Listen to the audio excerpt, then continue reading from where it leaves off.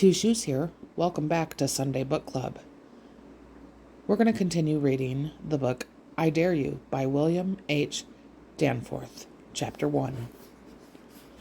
The title of Chapter 1, You Can Be Bigger Than You Are. As a small boy before the time of drainage ditches, I lived in the country surrounded by swamplands. Those were days of chills and fever and malaria. When I came to the city to school, I was sallow-cheeked and hollow-chested. One of my teachers, George Warren Crawl, was what we then called a health crank.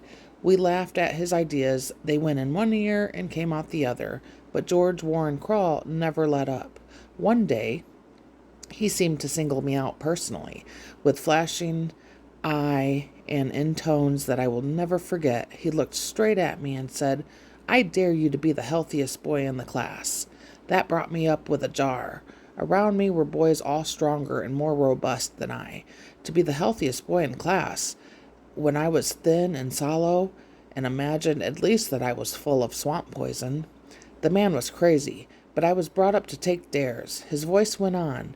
He pointed directly at me. "I dare you to chase those chills and fevers out of your system. I dare you to fill your body with fresh air, pure water, wholesome food, and daily exercise until your cheeks are rosy, your chest full, and your limbs sturdy." As he talked, something seemed to happen inside me. My blood was up. It answered the dare and surged all through my body into tingling fingertips, as though itching for battle. I chased the poisons out of my system. I built a body that has equaled the strongest boys in that class, and has outlived and outlasted most of them. Since that day, I haven't lost any time on account of sickness. You can imagine how often I have blessed this teacher who dared a sallow-cheeked boy to be the healthiest in class. Several years later, Henry Woods, one of our promising boys, pushed through the door of my office early one morning and stood facing me defiantly. "I'm quitting," he said. "What's the trouble, Henry?" "Just this. I'm no salesman. I haven't got the nerve. I haven't got the ability, and I'm not worth the money you are paying me."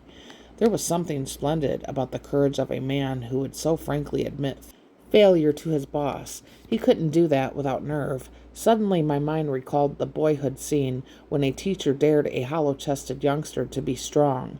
To Henry's surprise, instead of accepting his resignation, I looked him squarely in the eye and said, "If I know how to pick men, you have sales stuff in you. I dare you, Henry Woods, to get out of this office right now and come back tonight with more orders than you have ever sold in any one day in your whole life." He looked at me dumbfounded. Then a flash came into his eyes. It must have been that light of battle, the same something that had surged through me years before to answer to the teacher's dare. He turned and walked out of my office. That night he came back. The defiant look of the early morning was replaced by the glow of victory. He had made the best record of his life. He had beaten his best and has been beating his best ever since.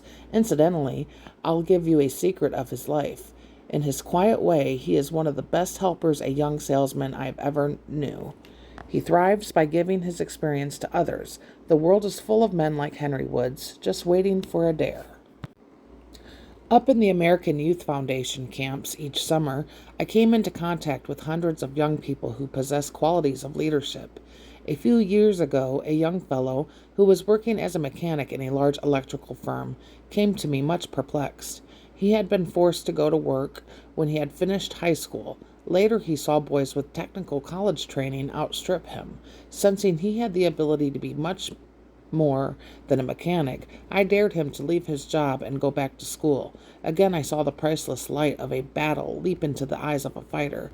He had no money, but somehow he got to college, was graduated with honors, and today the might-have-been mechanic is a prominent electrical engineer. I can tell you one of the secrets of his life, too.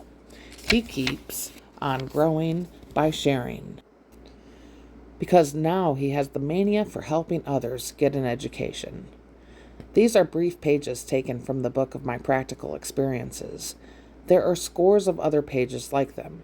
Unfortunately, however, there are many pages that would tell the other story of those who have been dared to do the super thing, but in whose eyes the light to battle failed to gleam. But the I Dare You plan has worked with thousands, and it will work with you. As your first step, I dare you to read this book through tonight before you go to bed. Don't stop. Hurry through just to get the feel. Then, if you are determined to be one of those priceless few leaders who are destined to reach the top, take this book as a program for adventuring towards your highest possibilities. Thanks for joining us on Sunday Book Club. Please like, subscribe, and share. Ring the notification bell if you want to be notified for the next chapter. Have a good day.